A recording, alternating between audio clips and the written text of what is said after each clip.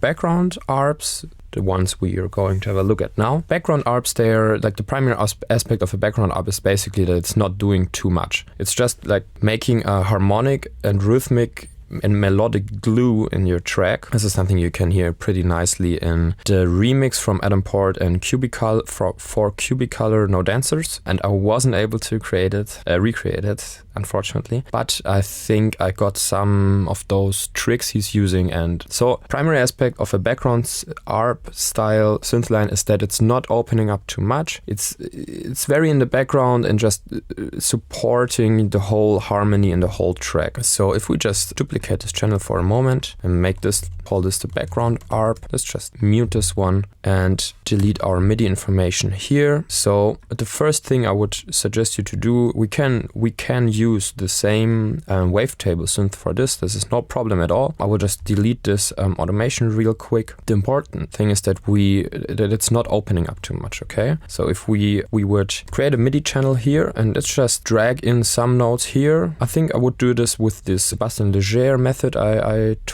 teached you earlier. So let's just put in some random notes here. Just delete some of them. This is completely random. I'm not doing anything here on purpose.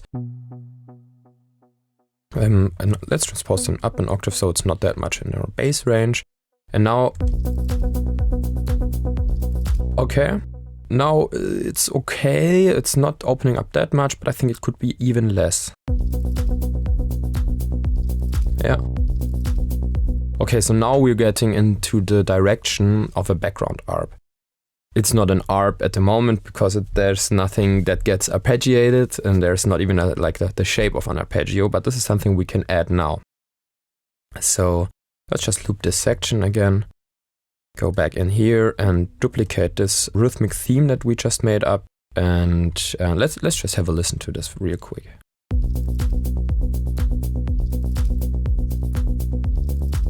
Alright, cool. So I think that already sounds pretty okay. So now to create like a background arp style, there are a lot of ways you can do it. You know, you can add very complex and varying rhythms and notes there. That's no problem. But the important thing is that it's not too distracting, so the sound is not too open. Okay, so let's just try to make up some little like a little melody arp idea here, and I will do this by just transposing certain notes. So this one, like we're just starting on our B. On the 1, I don't know if we want to do this. I think we can be a little bit more syncopated. We can be a little bit more syncopated in the beginning. If we just watch our chords here, so it's a G sharp minor over B, so B is in the bass line and will work as well. And now I'm just clicking in those green notes here, and I'm trying to make not that big steps at this background arp because I just wanted to not have that much attention. And I think like big leaps and big jumps, they always create a little bit more attention than something that is like more in like a smaller line. So you have a big jump or you have a small line. Cool, so this is why I'm just like try to go with the whole step in the beginning, because as I talked to you earlier on, especially like the human voice, it's really like a lot of pop songs that are just made by either one note, so it's just all the time one note, or like it's 2 or 3 notes that are alternating in rhythm all the time. So we don't need too much pitch variation here. Okay, cool. So with those rules of thumb, let's just leave this note where it is and transpose this one up here, and let's just have a listen to what we have now. Now we can use this note, maybe we can make a little bit higher jump. Okay, I think this note is coming on the 1 here, have a listen. And it's not really groovy, so let's just put this to our syncopated position here. You know, it feels like it's falling down a little bit too hard on this kick there. So let's just here and maybe transpose it up to the D sharp, which is the major third of our B chord. Yeah. And now we can vary this note again. Okay, cool. So let's delete those notes and let's just copy this one over. What would be smart is if we just directly start with our velocity here. So let's start dialing in different velocities here, not emphasizing, like this note here is on a strong downbeat. So let's not emphasize this one, but more like the groovy ones. This one, for example, because it's on the 2nd 16th position of this quarter there. This is also a groovy one, but I want just some variation, that's why I'm not emphasizing that.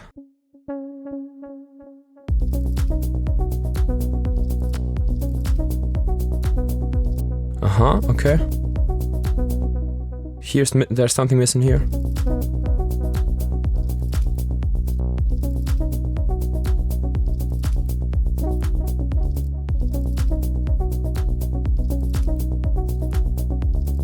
Okay, so now we're just copying over the same pattern again, and this is already some kind of an ARP style background synth right there. I would suggest to make it a little bit more complex in this part, so we have some variance from, compared to this first part here.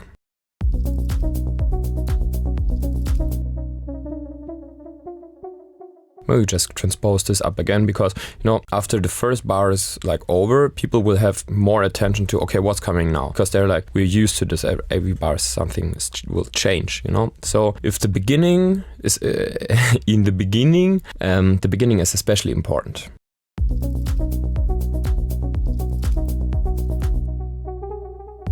Just transposing up in the scale.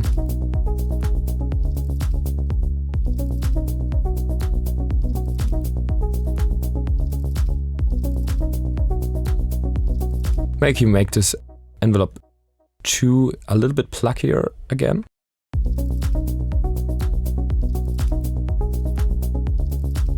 Cool, so let's copy that over a couple times until we have our 8 bars filled with our ARP. And now we will adjust the notes accordingly to our root notes that are getting played by the bassline.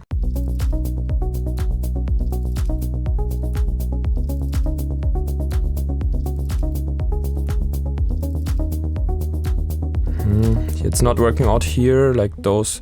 And if you're adjusting this, watch out for the notes that are getting played the most. Those are the most important ones, because they're, of course, we'll also have the delay enabled, so the delay will delay those notes more often, so they will make up kind of the core of this ARP sections. So this is the stuff you should watch out for, like those notes here and those notes here, So in this point, this one is not really working out anymore, because we have our like D sharp. I'm just looking on my synth there, because this is not a scale where I'm very familiar in. But as I said, this is the minor 6th from if we would watch it from our D sharp minor position, from the D sharp minor. If you go to the B, it's it's a minor 6th, and this is a little bit like not such a consonant interval. Consonant intervals, as I said, are octave, of course unison, but we can argue if this is an interval at all. 5th and 3rds, and then 4th are also okay. But what is a little bit like what's super dissonant is of course tritone, half step, whole step, and 7th notes. So major, minor, 7th. All right, so let's transpose those down to the 5th here.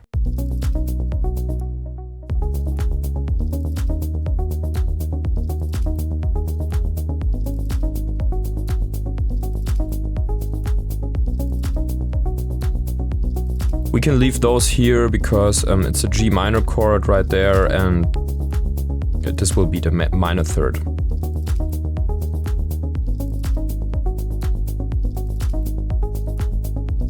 Alright, so let's do this a little bit more structured now.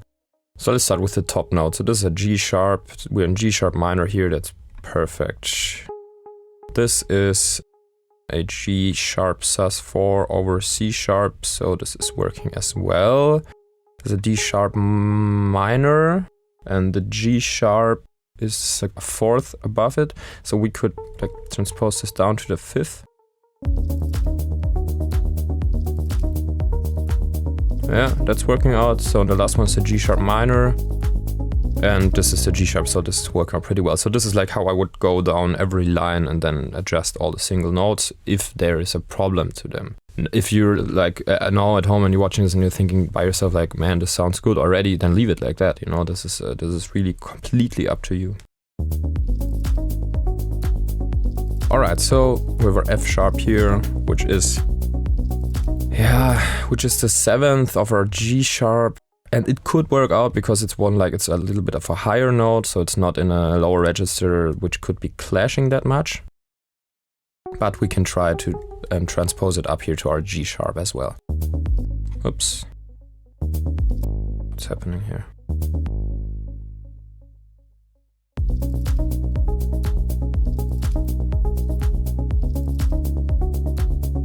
Alright, so this works better. So let's watch this notes here. So they have F sharp and it's a G sharp sus4 there over the C sharp.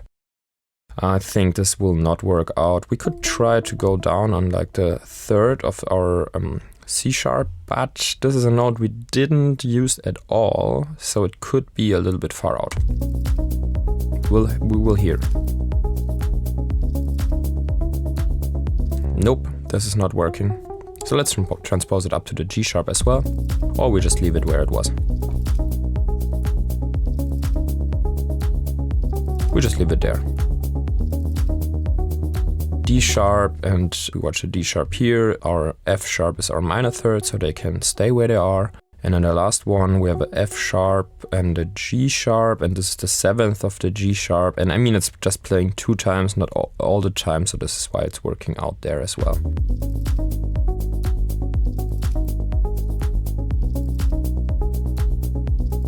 Alright, cool, so let's check the next note. So this is a D sharp here. We're in our B bass line and our G sharp minor chord over the bass line kind of a thing. So this will work out because it's the major third of our B chord. We could also transpose this up to the 5th of the B, for example.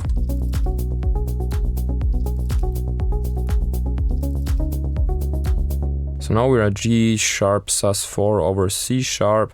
This could be a little bit problematic. Maybe we just transpose it down to the C sharp, and now it could be a little bit boring because now we have a lot of repetitions here. So this is always a little bit of a hard decision right there.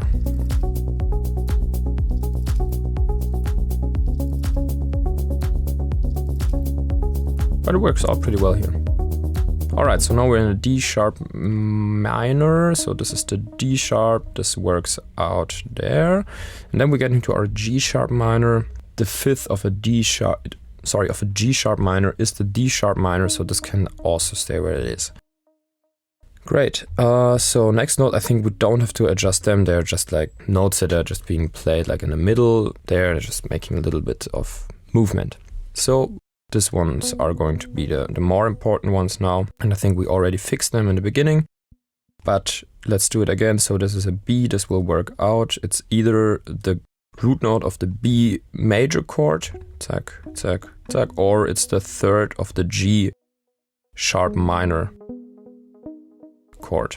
So this is why it's working out here in both ways. We could even start to like transpose down some notes on the G here to give it a little bit more, G sharp, sorry, to give it a little bit more variation.